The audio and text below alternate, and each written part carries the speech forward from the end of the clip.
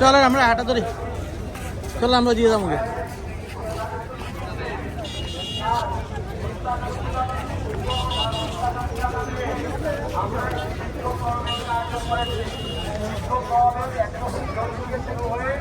নতুন বাজার ঘটনা থানার সামনে পর্যন্ত যাবে এবং আমরা সেইখানে অবস্থান করব।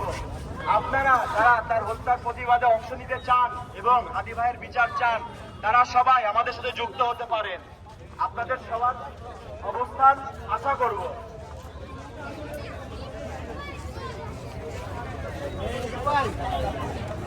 ভাগ্যের আসে নাই।